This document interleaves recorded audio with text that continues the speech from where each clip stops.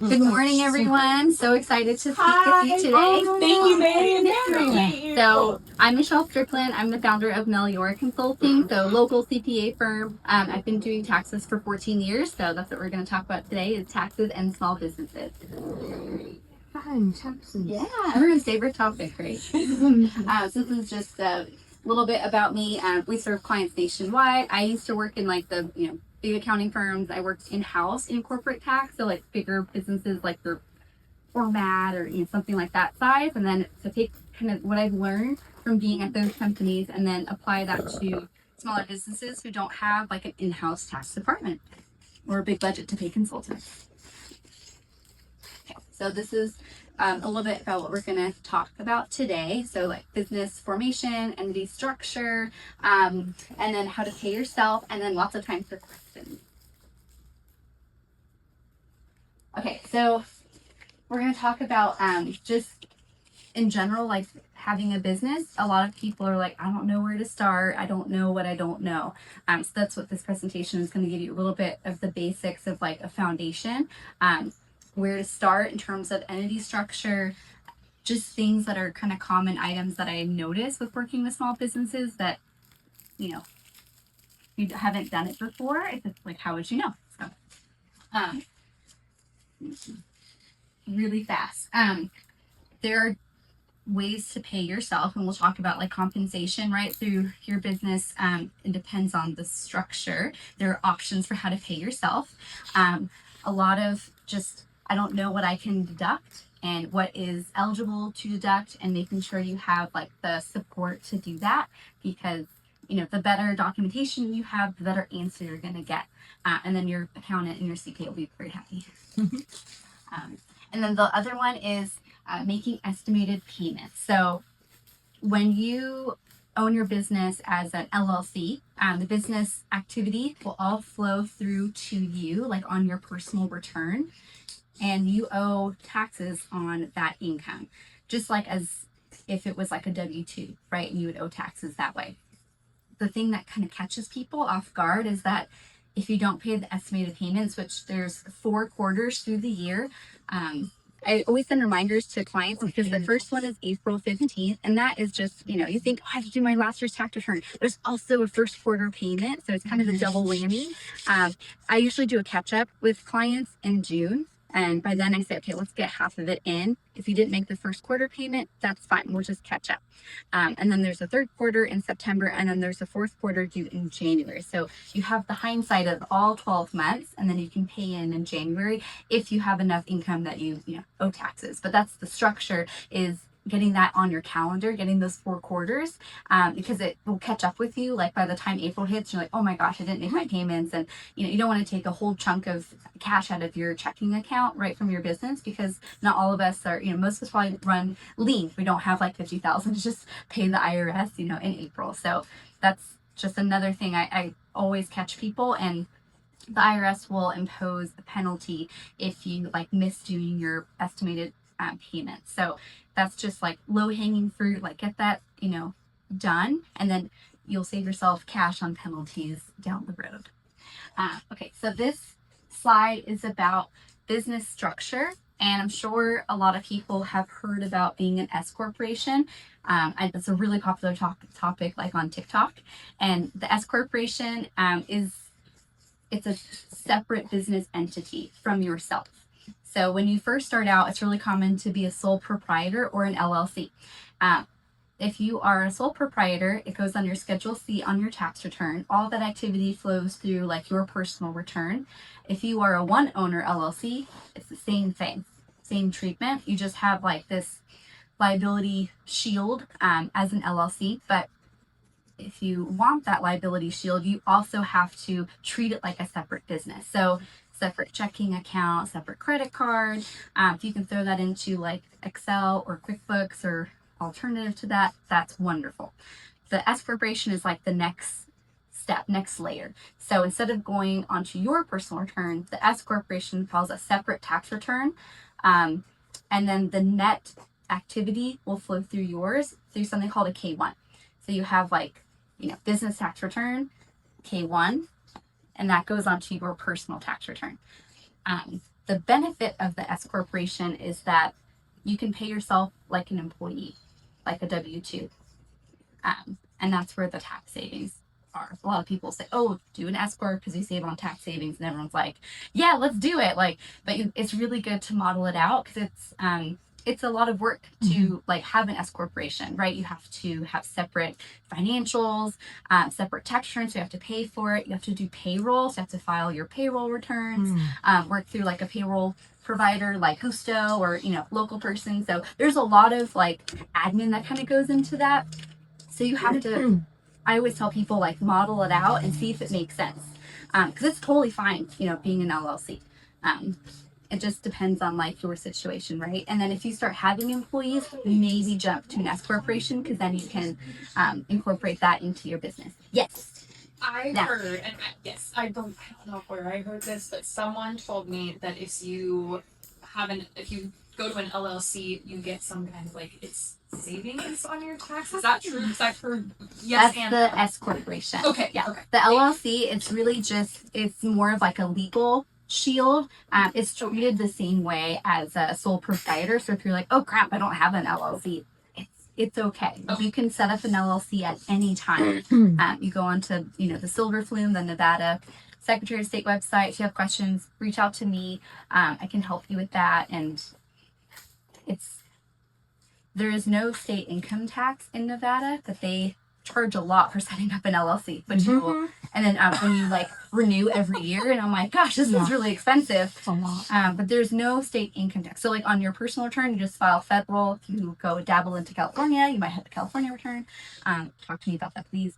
And if you have your business, right, you have a federal return for like that S corporation, no state income tax. But then it kind of comes up in other ways. Like there's multiple kind of payroll taxes. There's like federal payroll taxes, there's like state payroll taxes. So just be aware of like if you make that S, and it's an election. So if you have an LLC, you want to be an S corporation, you file like a special form, and it's an election. You don't have to recreate a new entity.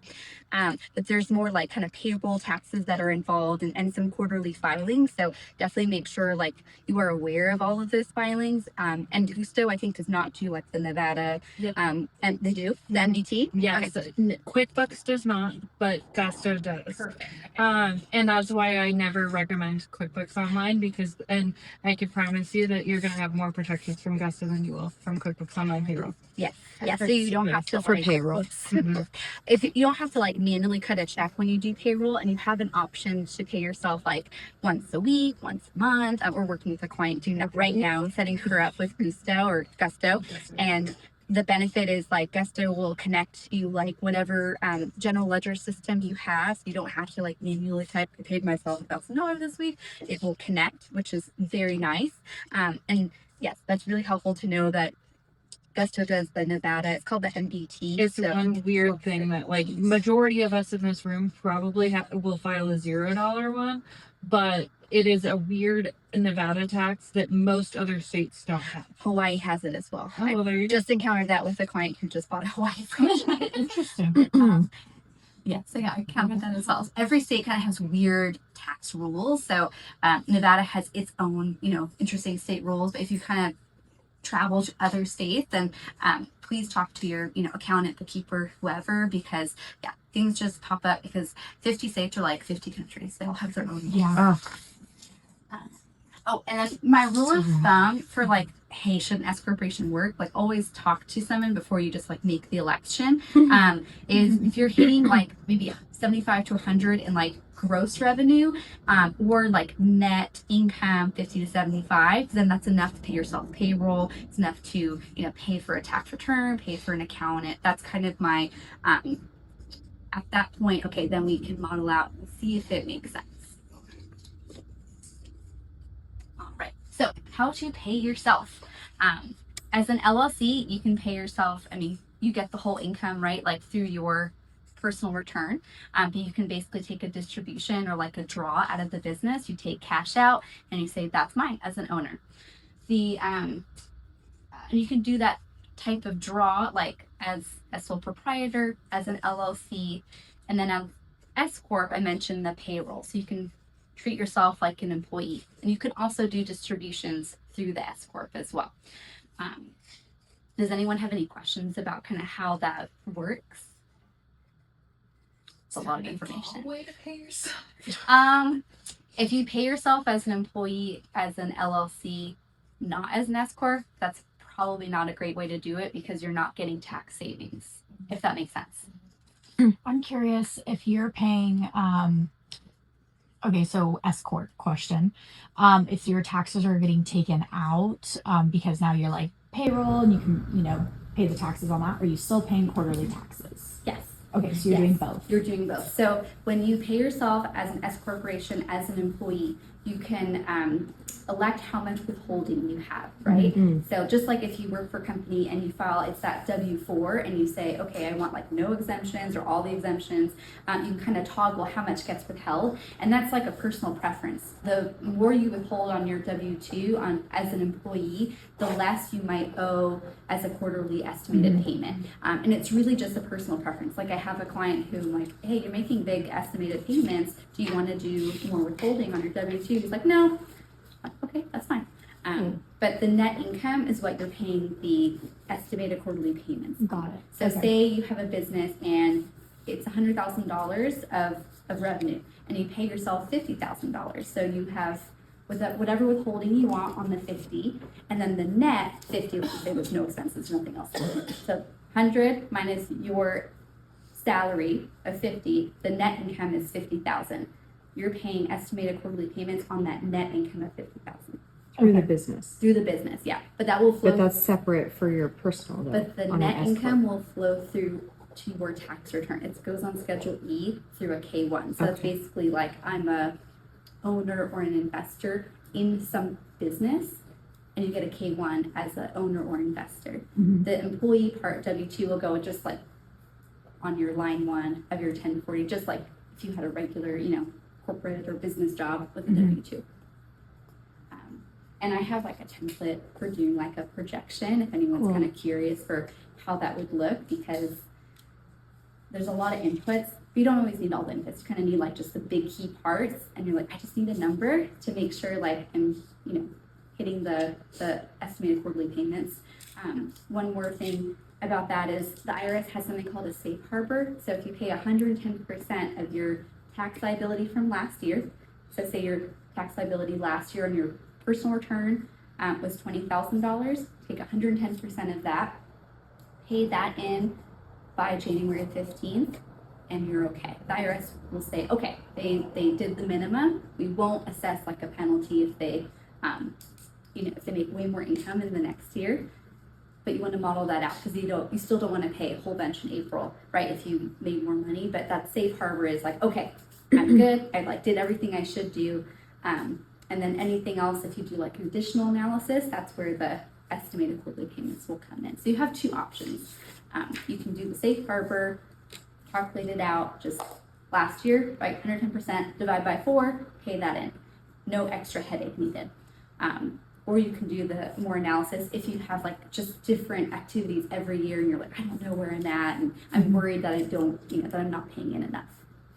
I have a quick question on that. So Yes. if you make a significant amount the next year, they'll penalize you for not paying. If you don't pay in the 110%. Gotcha. Yeah, so the 110% is like a baseline. This is why you have a Q4 strategy with your CPA.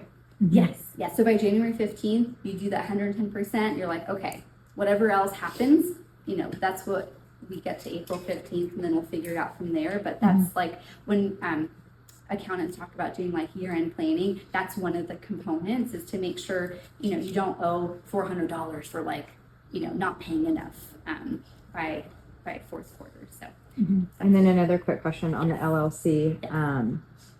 Really, you can take a draw just as if you were to payroll if you were a C Corp then. Very similar. A draw is just like you take cash out of Right. the bank and you're like, that's me. And there's no like, either way, it will go on your tax return and you'll owe tax on it. If you are an S corporation and you take cash out, there will be the self-employment tax is where like it comes into play. So the distribution from an S corporation does not have a self-employment tax. The distribution on the LLC does. I'll explain more of that. Did I say that right? No, yeah, okay. Cool.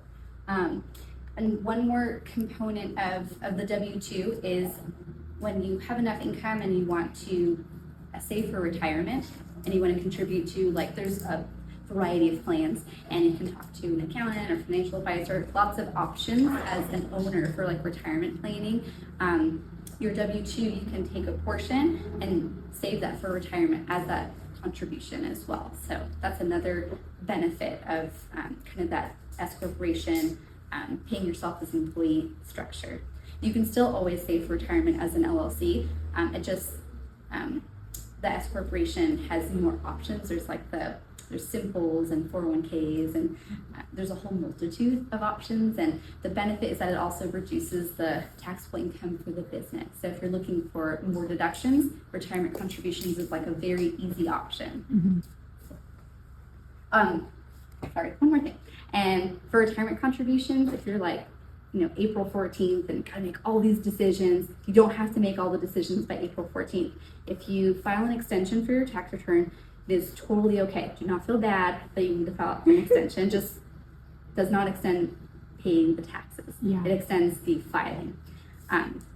You can extend kind of this analysis until October 15th, and you can have more just breathing room to, decide if I'm going to make more contributions toward like my retirement plan. It just gives you a little bit more time. Because I literally went through this with the client, and I was telling the financial advisor, I'm like, we extended the return, like, don't freak out, like, we'll talk about this in May. We have a long 1 hour discussion about it, versus trying to make a lot of decisions really quickly. And, when you're trying to make decisions quickly, sometimes you're rushed and you don't think about all the options, or you don't model them all out. So you have time. Like, give yourself breathing room, and extend your return. It's okay.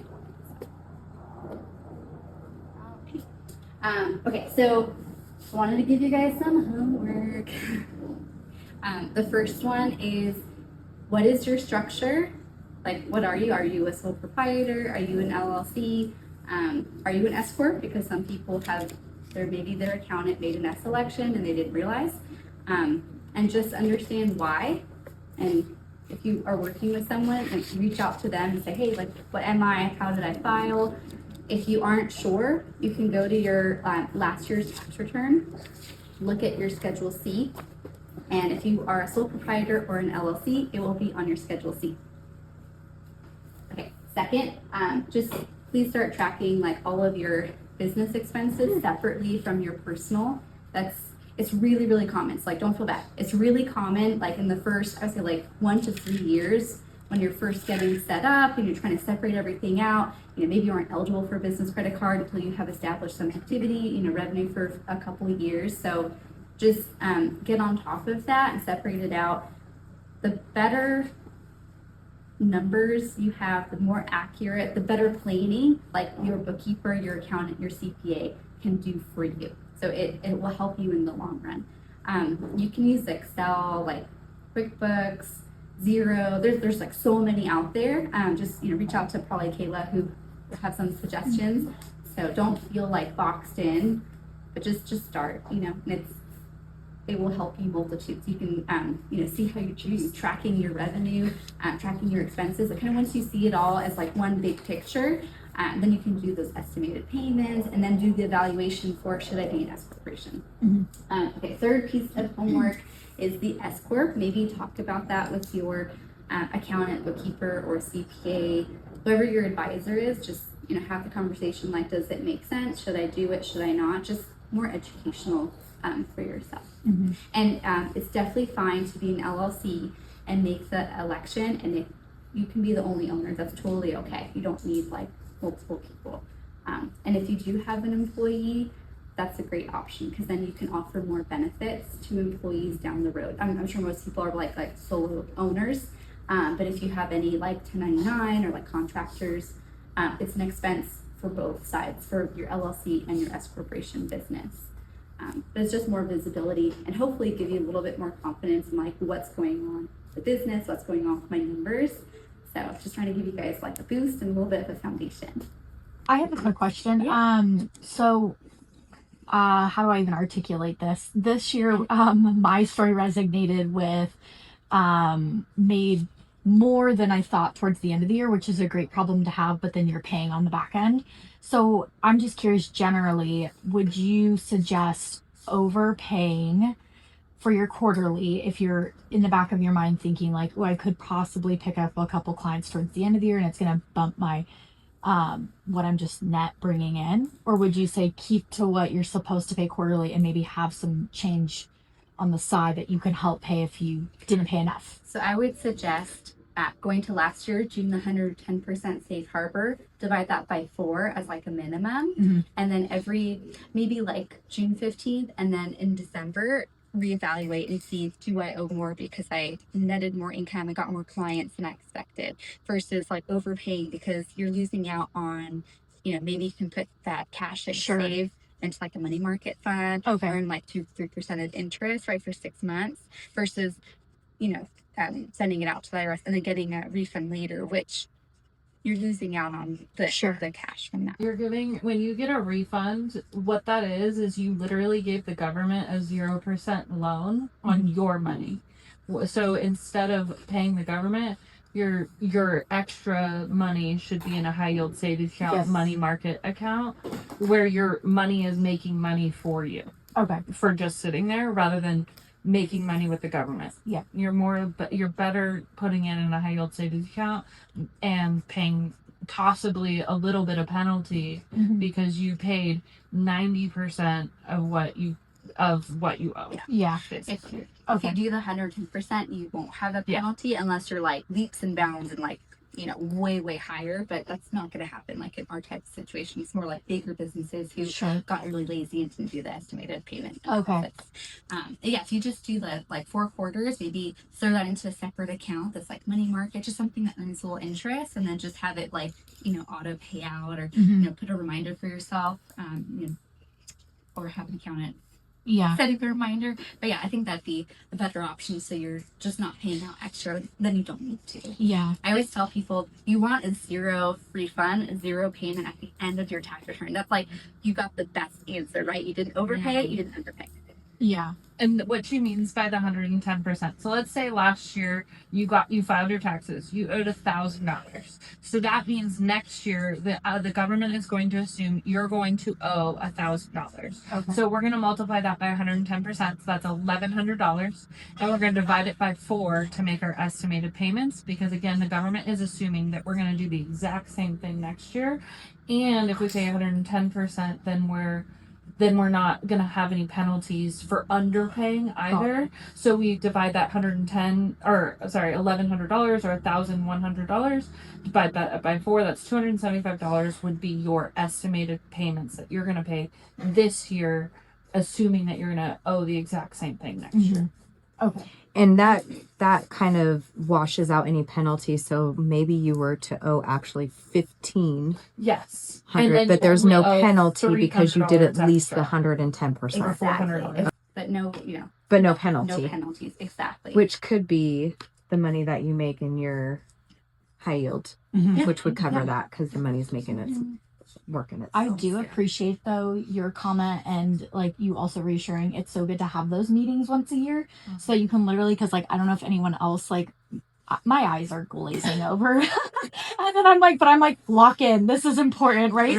And so have those meetings, have good relationships with your team, because I have Kayla as the keeper now, and I wish I brought you on so much earlier. And I have a fabulous relationship with my CPA as well, but it's like you have to have those good relationships. So I'm so grateful that you're here talking about the importance of that, because this is when you do have those questions. And I'm going to be honest, like April 15th comes around, my CPA, I don't know if he'll answer the phone because he's got a lot going on.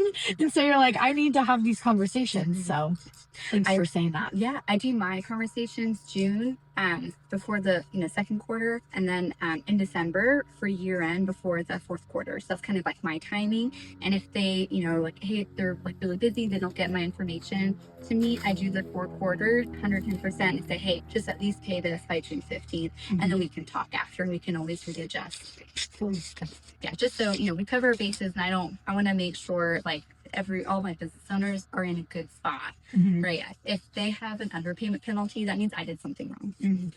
So this slide just talks about like the benefit of the S corporation, how you can save on taxes. When you have an LLC, and let's go back to that example of the 100,000 in revenue, and then you take a draw by 50,000. The 100,000 of revenue is what you would owe the taxes on your return. So that 100,000 would go on your Schedule C, and you would owe, whatever rate, right? Say it's like 15% is like your average tax rate. It would be 15% times the 100,000 would be how much you would owe, and that also would include self-employment taxes. So when you are a business owner, you owe something called self-employment taxes. There's like two sides of it. You get half of it as a deduction on your return. But when you have a W-2, the employer pays that, like the employer taxes. The benefit of the S corporation is that the net income of the business, you don't owe the self-employment taxes on that. So that's the savings. That's like the delta, the benefit. But it takes a lot to get there, right? You still have to pay yourself. Mhm. But that's the piece. And so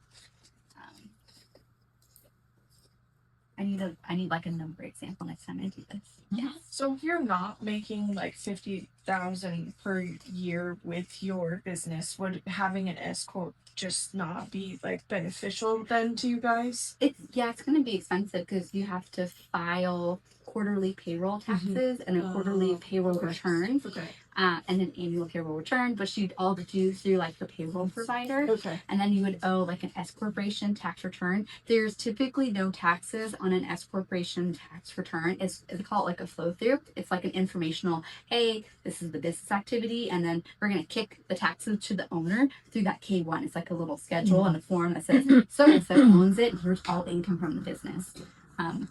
It's more informational.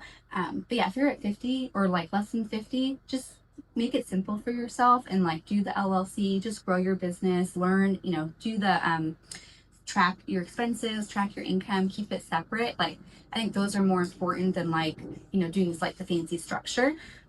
Once you kind of have all that established, then you can review and say, hey, does this make sense? And definitely have like books, right? Like your financials for your business, the revenue, the expenses. With an S corporation, you also have to have a balance sheet. You have to report like your assets and your liabilities. Like say, you loan yourself or you have a checking account for your business. Like you have to report all of that, which you don't have to do for an LLC. LLC is just like revenue, expenses. But the S corporation return, it's a little longer. There's a whole schedule for your balance sheet that you report. So say you own assets, like say you have, you own this building, and you own all the equipment in here, you would report that, you would depreciate it. On the LLC, You Right, just just wrote it off in information. that same year. yeah, What's that? You just wrote it off that same year. it's a little more involved, like with an S corp. So you have to just track more information. This slide just talks about like how do I reduce my taxable income? Like what can I do? We're contributing towards retirement. Paying like your healthcare expenses, which is a personal expense, not a business expense. Mhm.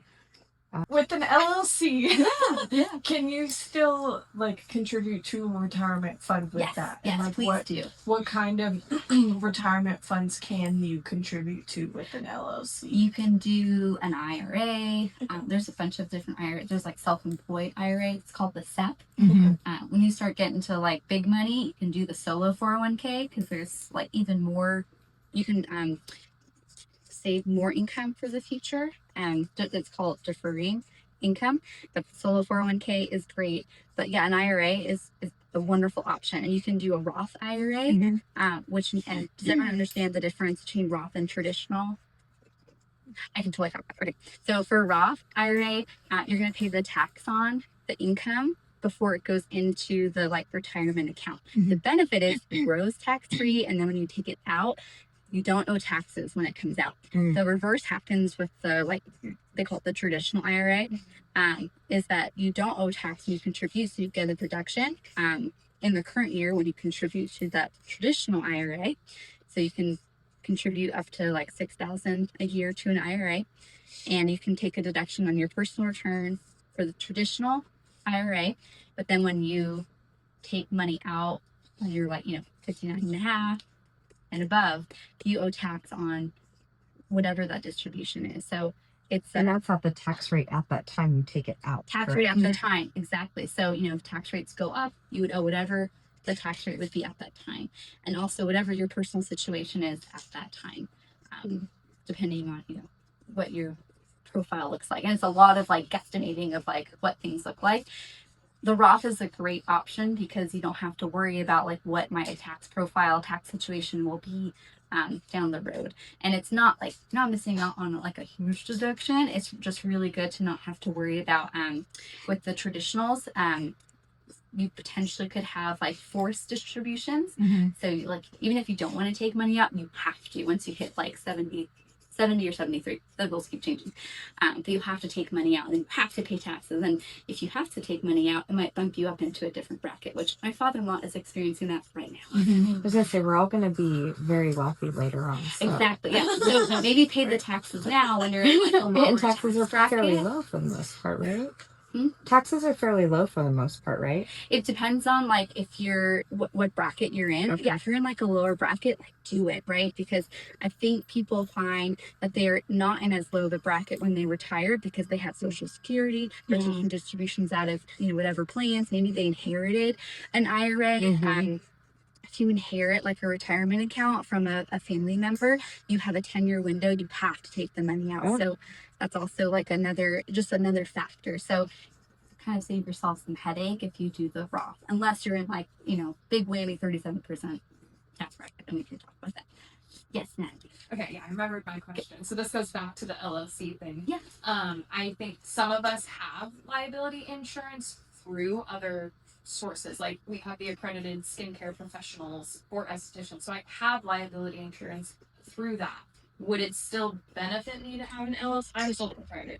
Would it benefit me to have an LLC for that reason when I already have liability? That's probably like a different type of insurance. So what happens is you're probably having insurance for if someone sues you for like, hey, you cut my head or something, Yeah. right? If you're, or facial, like if you cut like the skin, it is more for like what you do for someone else as a client. But the LLC shield is like your legal liability as a business. Like protecting your house and your car. It separates them. Okay. It Okay. separates them. Alright, Yeah. If you are It's doing, if you're doing everything that you're supposed to and keep them separate, it will shield like your personal assets from your business. Okay. Yeah. And you still should have a liability insurance policy. Though, Yeah. for that, So right? yeah, as an Okay. accountant, I have my insurance as like an accountant, and then I also have my just my business structure, which I'm an LLC as well. Okay. Really quick question back to the IRAs. There's a maximum contribution annually, right, on each one, the Roth and the. The IRA has its own max that you can contribute. It's $6,000, and it like changes every year. Okay. And Is that then- different with the traditional or the Roth? No, Okay, so they're the same. but the 401k is a different contribution amount. Gotcha. And the business gets a deduction for contributing, which is why I always recommend doing a retirement contribution. Does that help? Does that? And you can do that with the LLC too, the business. So you can do business and personal. You can do so as a business. You can do like a self-employed IRA. Okay. But you can also do like any number Personal. of IRAs as long as the total max contribution is the $6,000. Gotcha. Is that Okay. like it's at an individual level that they calculate it. So I can't double dip and do like 12,000. You can do like a backdoor, kind of. Ah, There's more there's options. ways. Yeah. Okay. Meet with your CPA. And, Yeah, you would your financial advisor. There's definitely like the sky's the limit in terms of like how much you want to contribute to retirement. It's just doing it through like the right vehicles. And I am probably getting close to time. Let me go through a couple more slides. So this might be important for some of you all. Like if you have a spouse and that spouse has a W-2 or has their own business, then, you know, if you filed married filing joint, you're combining everything on your personal return. If your spouse has, you know, a regular like W-2 job and they have withholding, make sure to incorporate that when you're doing like that overall quarterly calculation. It's just something you want to factor in. Maybe they can withhold more on their W-2, just making you aware of like kind of what goes into that picture. And then if they have their own business, they're also going to be doing quarterly estimated payments. So just keep that in mind. They can, well, your spouse can also be like an employee, right, of your S corp if they're part of your business. Like if I have it's like a family business, right, and both the spouses work in there and they're both getting W-2s from their business. They're both employees, both contributing to retirement plans. So that's just kind of like what you have, maybe like more of established business, what you can do down the road. Okay. Business expenses. So what counts as a business expense? If you are traveling to your clients, track your mileage, and then the mileage that you're going to track is going to be from like whatever is home base for you, either your office, your studio, your house. Track that mileage, and then also track like your expenses for your car. If you have to do maintenance, get gas, you pay parking, tolls, any of that. What we do is we take the greater of whatever the mileage versus the actual expenses. So other expenses, if you are paying like for this salon, you know, she's paying electricity bills, she's paying for a phone bill, all of those are business expenses. And sometimes it's on like a personal card. Please put that onto like a business credit card. And if you have to like split it, like if you're at home, like I work from home, I sometimes will split like, okay, I have like this little segment of like my office that I use that's like business related. The rest of the house is house. So you can't deduct like the whole utility bill, the whole like electricity bill. Software subscriptions. I don't know if people use like software. Like I know Vagaro is a big one for, you know, if you're booking like appointments for like salons and things like that. But yeah, there's so many subscriptions that are out there, like your Google email, appointments and Calendly. Like track all of that because those are all eligible expenses. So do you think for if you're an LLC, then for tracking all of these different expenses, I know you guys were talking about how Gusto is better than QuickBooks, but if we're an LLC, is there like a difference with that? 'Cause I do have So those are two QuickBooks. different things. So Gusto is going to be just a payroll provider. Oh, okay.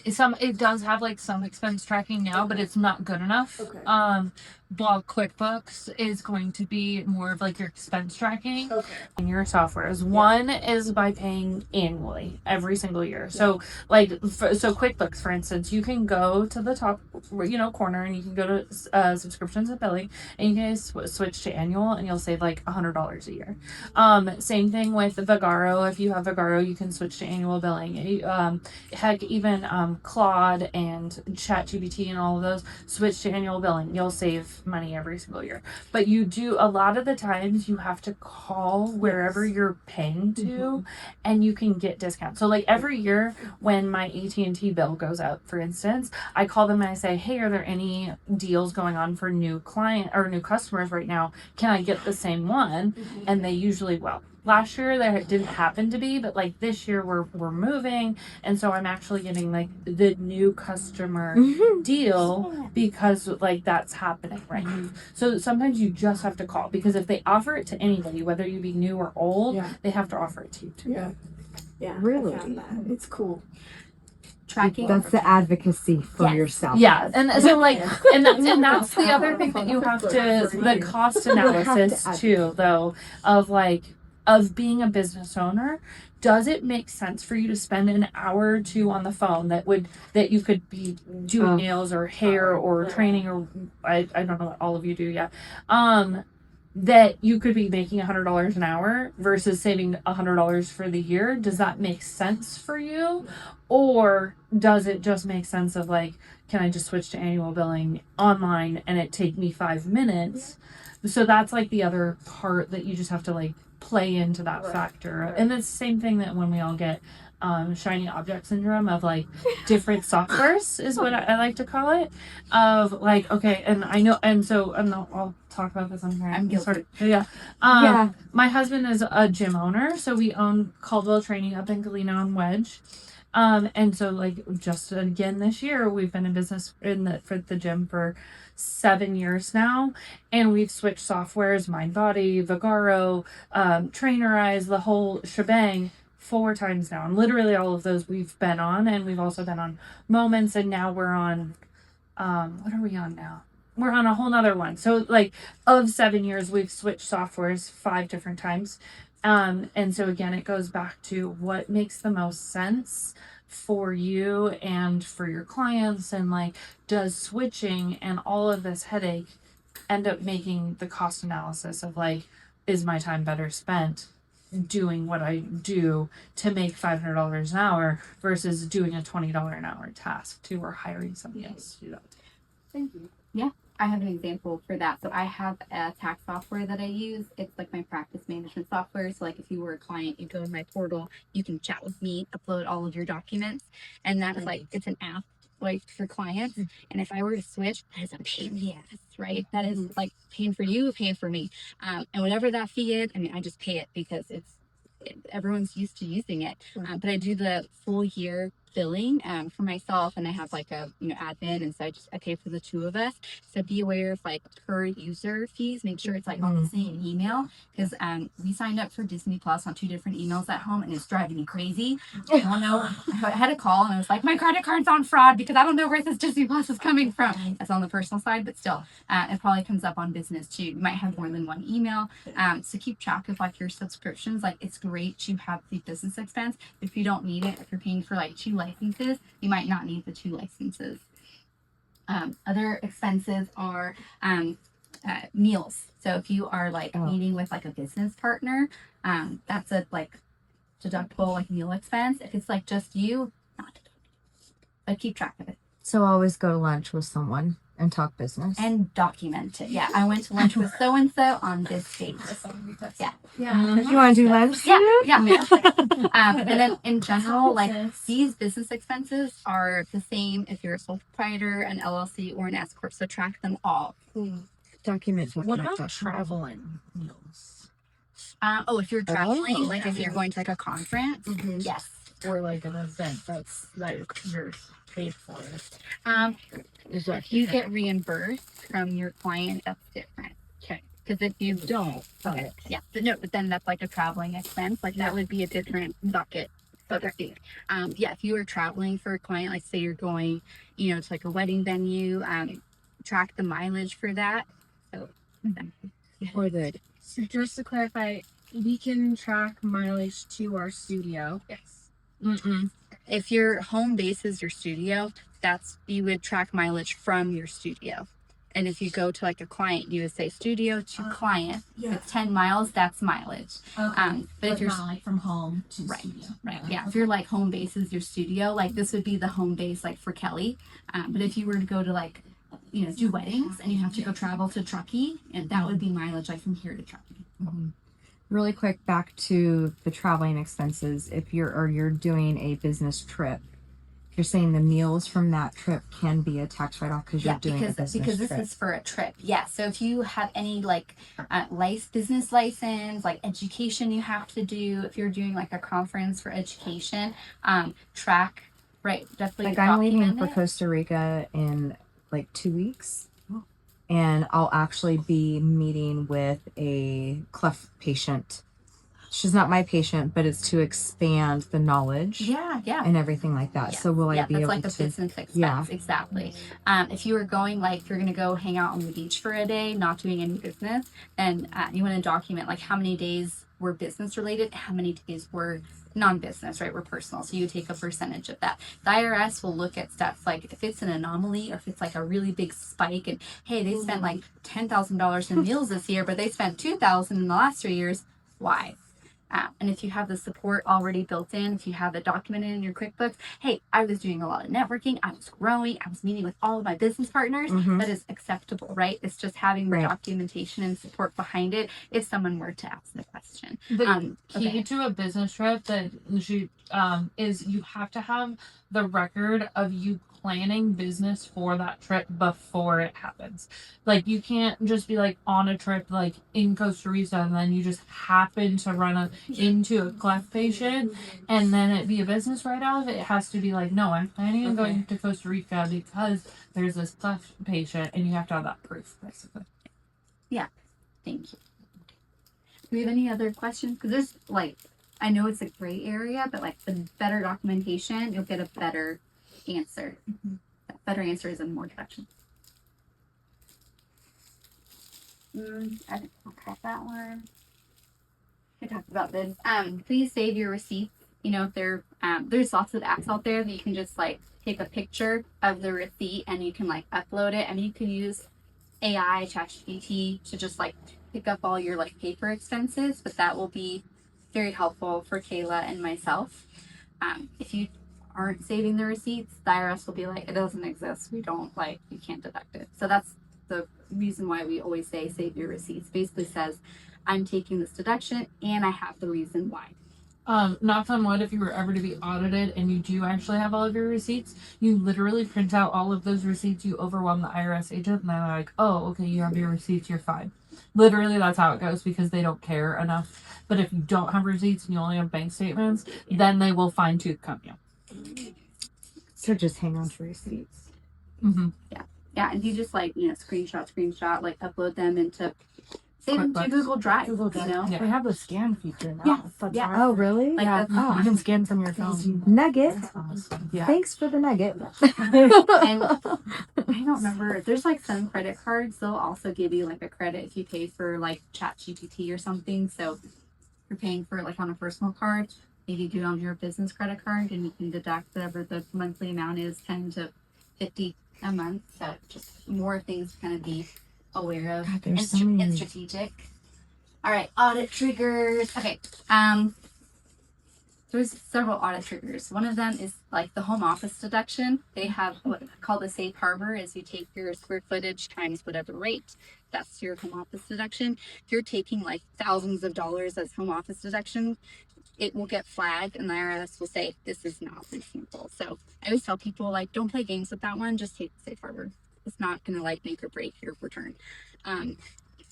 Just other one is like being inconsistent. Like I mentioned, like 2,000 a year for like your meals expense, and all of a sudden it jumps to $10,000. They'll be like, yep, this is weird. This is like a inconsistent, right? You're jumping around to like really different, you know, the volume is really different. Or if you're taking like way more deductions that don't make sense, like if you're taking depreciation on things and you know you don't have like a lot of assets in your business, they'll say, yeah, this doesn't make sense. Like, are you taking depreciation on it? So depreciation like on your car, or if you have to buy like, you know, really something very expensive like a big piece of equipment, which is not going to happen in this type of business, right? All of this is going to be like, you can expense it like the year you buy it, right? The chair, the you know, the What's your washing rule of thumb on station. assets? What's your dollar value that you tend to use? It's usually like over 1,000. Okay, so I work with CPAs that can be anywhere from 1,000 to 2,500. And generally, like Depends on what it it is. depends on what it is, as well as like what your tax strategy is, which is where like she comes in and she does the magic there. But like sometimes if it's, you know, $1,000 and it's like a really nice hair dryer, for instance, then you kind of just like write it off all that year and then you can replace it again next year is kind of the idea. Or like, no, I'm gonna buy this really nice hair dryer, but it's gonna last me for the next 5 years. Then you can depreciate and just write off a portion of it over the years. That's essentially what she's talking about there. And that doesn't matter if it's an LLC or an S corp. Correct. Okay. Yeah. And then how long? So, say for example, I bought 3 machines or 2 machines last year or the year before, and I didn't write them off last year. How long do you have to be able to write those off then? If you Or do you if you bought it and you like missed out on taking the depreciation, Uh-huh. you Or even the write-off. you would either amend your tax return, or you would file something called a 3115, which I do a lot for people who have rental properties. The easiest way is to just go back last year and say, whoops, should have taken the depreciation. All the numbers will be the same except for that expense, and then Okay. you would like add that in for like last year's return. You would basically just refile, and you would have that like additional expense. I've had a lot of like rental properties, like people who have businesses and then they have a rental property. They've like repaved their driveways. That's usually something that we would have to like depreciate over time. Just depends on what it was. But if they're buying like new like a dishwasher, and if you are already sitting in like a ton of losses for that year, maybe you had to spend a lot to kind of build up your business for that year, and you didn't have as much revenue. I would just appreciate it over time. Then you get more deductions over time. So it might be worth just doing the depreciation on those. Definitely do the depreciation, Okay. because if you sell it, or if you do something right, if you like get rid of it, the IRS always assumes you took the depreciation. So if you don't take it, you basically miss out on a deduction that you should have had. So yeah, you have the options. Just doing like an amended return, like refile last year's, or you take a 3115, which is like a special form for like your current year. An amended return is probably easier. But yes, definitely depreciate. Definitely document like anything that you buy for your business. If it's like really expensive, not so expensive, just document, upload, save that receipt, capture it in some way. It's very helpful for Caleb. You're Okay. starting to recognize that everything is document. Yeah, it's a lot of paperwork, and then if I'll look through someone's, like their financials for the year, right? If it's like, hey, here's like a data dump for like my credit card, here's the Excel, from like my Chase card, and I'll ask a bunch of questions like, hey, is this everything? Like, I didn't see a business license expense or a renewal for your LLC through Silver Flume. Where is that? Oh, I paid it on my personal card. Okay, add that in. So that's kind of like what I do when I look through, because there's certain types of expenses that are going to be common for every business, right? It's going to be your business license, your renewal fee, your insurance. All of those are going to be super common. And if we have like our mid-year meeting, I'll say, hey, what did you buy this year? How is revenue looking? Did you get more clients? Did you buy more stuff? Did you move to a different like salon, right? Say you moved out of here, you upgraded like to a new salon because you have more clients, and maybe that lease, whatever you're paying per month, is more expensive. And I'll say, okay, is that captured in here? Are you paying it, every month? How are you paying it? So those are just things to, once you're kind of looking at the lens of a business owner, or working with bookkeeper or accountant, we want to make sure we're getting everything in the business.